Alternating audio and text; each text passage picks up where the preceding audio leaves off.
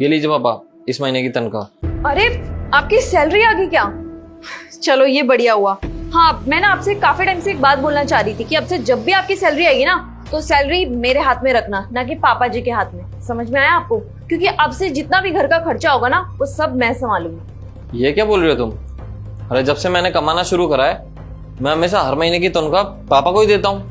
हाँ देते थे, लेकिन अब मैं हूं ना, तो सारा का सारा खर्चा मैं संभालूंगी। तो इसीलिए अपनी सैलरी मुझे दे दिया करो। क्योंकि राहुल देखो, जब भी तुम सैलरी पापा के हाथ में देते थे ना, तो मेरे को हर छोटे मोटे खर्चे के लिए ना पापा के सामने हाथ फैलाना पड़ता था, जो कि मेरे को बिल्कुल पसंद नहीं है।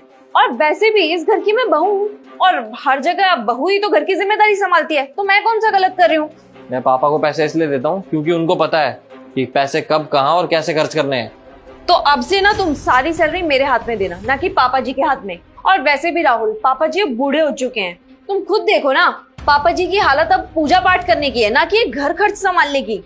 और वैसे भी पापा जी की याददाश्त अब कुछ खास रही नहीं है। मुझे तो ऐसा लगता है ना, तुम्हारी सैलरी काफी बार यही मिसप्लेस कर जाते होंगे, कहीं रखकर भूल जाते होंगे, फिर उसके बाद ध्यान नहीं रहता होगा। बस हम ढूंढते रहे पैसे। देखो अंकिता, हद से आगे मत बढ़ो तुम। अरे मैं क्या गलत बोल? कोई बात नहीं बेटा, बहू चाहती है कि वो घर संभाले, घर की जिम्मेदारी संभाले, तो ठीक है। वाकई मैं पूरा तो हो ही चुका हूँ, क्या पता कब बुलावा आ जाए।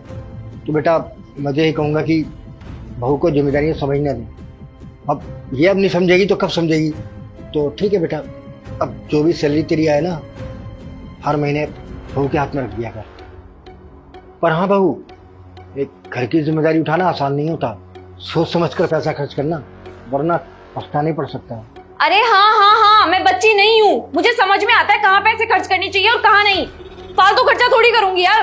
आप दोनों ने तो मेरे को बच्चा मान लिया है कि मैं ऐसी छोटी मोटी चीजों में पैसा खर्च कर दूंगी। आपसे ज्यादा समझ है मुझे कि कहाँ खर्चा करना चाहिए और कहाँ नहीं।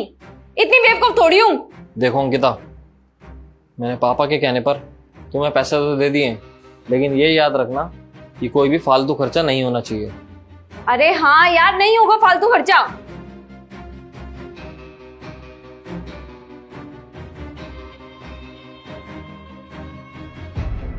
बहू वो क्या था ना कि मुझे मेरी जेब खर्ची तो दे दे। जेब खर्ची? कैसी जेब खर्ची पापा जी? वो क्या है बेटा कि राहुल जो भी तनख्वाह लाता था ना, मेरे हाथ में दे देता था, तो मैं उसमें से अपने 200 रुपये जेब खर्ची के निकाल लेता था। अब राहुल की सारी सैलरी तो तुमने अपने हाथ में ले ली है, तो कम से कम मेरे 200 रुपये जेब खर्ची के मिल जाते। बस मैं यही चाहता हूँ। अरे आपको क्या जरूरत है इतने पैसे की? मुझे तो नहीं लगता कोई खर्चा है आपका। खाना पीना आपका घर के अंदर से होता है, और कुछ चीज चाहिए होती है तो राहुल रात को लेके आते हैं आपके लिए। आप कॉल भी करते हो तो फ्रूट्स वगैरह भी तो राहुल लेके आते हैं ना आपके लिए। तो ऐसा क्या खर्चा है जो आप 200 रुपए एक्स्ट्रा मांग रहे हो मेरे से? और पापा जी वैसे भी ना, मैं एक भी रुपया एक्स्ट्रा तो आपको देने ही नहीं वाली, क्योंकि घर की जिम्मेदारी मेरे हाथों में है। और अगर एक आधा पैसा भी इधर उधर हुआ ना, तो राहुल मेरे को बहुत डांट सुनाएंगे। तो इसीलिए आप प्लीज जाइए यहाँ से, मैं आपको 1 रुपया भी नहीं देने वाली। ठीक है बहू।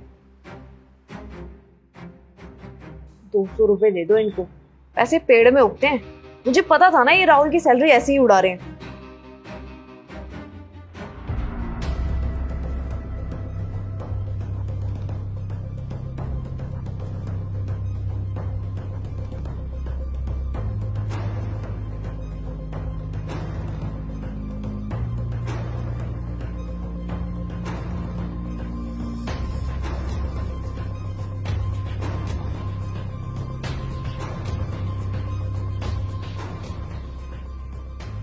अरे बहू, ये सब क्या है?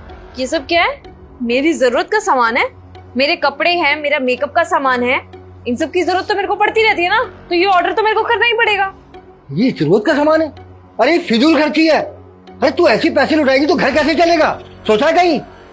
देखो पापा जी, मैं आपको ना फिर से एक बात क्लियर कर दूं, मैं कोई छोटी बच्ची नहीं हूँ। मुझे पता है कि मेरे को कहाँ खर्च करना चाहिए और कहाँ नहीं, और ये सब मेरे काम ही आएगा। आपको क्या लगता है कि मैंने ये सब ऑर्डर क्यों किया होगा? मेरे पास साड़ी नहीं है इसलिए मैंने साड़ी ऑर्डर किया है, मेरे पास सूट नहीं है इसलिए मैंने सूट ऑर्डर किया है, और मेरा मेकअप का सामान खत्म होने वाला था तो मैंने मेकअप का सामान ऑर्डर किया है। इसमें क्या गलत किया है? और देखो पापा जी, मैं ना बहुत अच्छे से घर चला रही हूँ, तो प्लीज मैं आपके सामने ना हाथ जोड़ के विनती करती हूँ, मेरे को ये टोका टाकी बिल्कुल पसंद नहीं है। तो प्लीज आगे से टोका टाकी बिल्कुल मत करना मेरे सामने।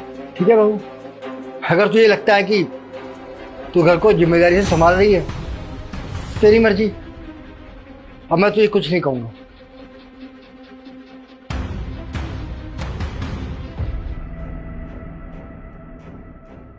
नमस्ते भैया, आप यहाँ पर?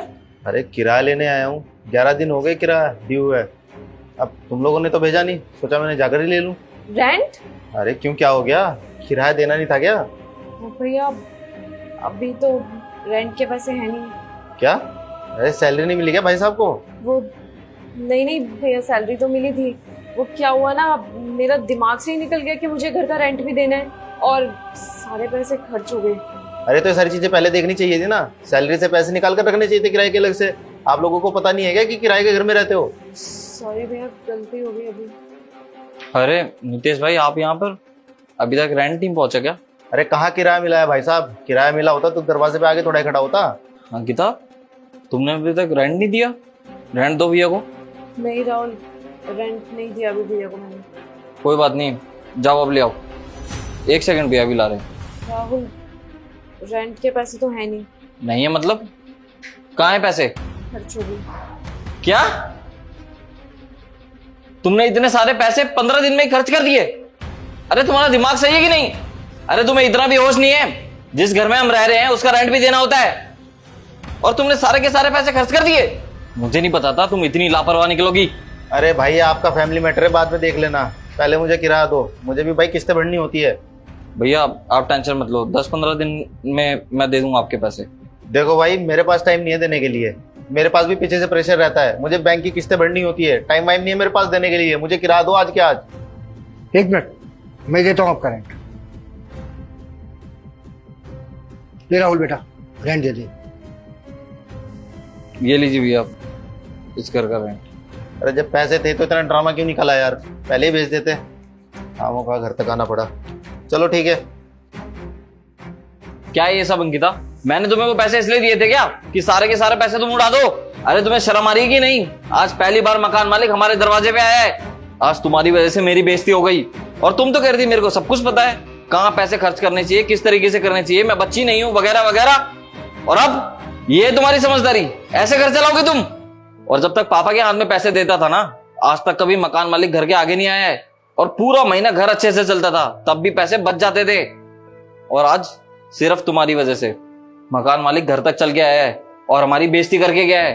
15 दिन हुए अंकिता सिर्फ तुम्हें पैसे दिए हुए, और 15 दिन में ही तुमने 50,000 रुपए उड़ा दिए। और ये तो शुक्र करो कि पापा के पास पैसे थे, वरना आज हमें सड़क पे सोना पड़ता सबको। पापा जी, प्लीज मेरे को माफ कर दीजिए, मुझसे सच में बहुत बड़ी गलती हो गई। मेरे को लगा था कि घर चलाना बहुत आसान है, मैं आराम से घर संभाल लूंगी, पर मुझे नहीं पता था कि मैं पैसे लेकर के बहुत बड़ी गलती कर रही हूँ। पापा जी, नेक्स्ट मंथ से प्लीज आप ही पैसे लेना और आप ही घर चलाना, और प्लीज इस गलती के लिए मेरे को माफ कर दो। कोई बात नहीं बेटा, तुम्हारा भी कोई कसूर नहीं है। वो क्या है ना कि तुम आजकल के बच्चे हो, बड़े बुजुर्गों को बेवकूफ समझते हो। क्या है ना कि पढ़े लिखे ज्यादा हो, लेकिन बेटा ऐसी बात नहीं है। बड़े बुजुर्गों के पास तजुर्बा होता है, तो अभी तुम्हें बहुत कुछ सीखना है। ऐसा नहीं कि तुम घर की जिम्मेदारी संभाल नहीं सकती, संभाल सकती हो, लेकिन पहले तुम्हें एक्सपीरियंस करना होगा। ठीक है बेटा? और कोई बात नहीं, गलती हो गई तो अरे बच्चों से गलती हो ही जाती है, और मैं रहते हुए तुम्हें टेंशन लेने की कोई जरूरत नहीं है। और अब जाओ, राहुल को मनाओ, गुस्से में बैठा है।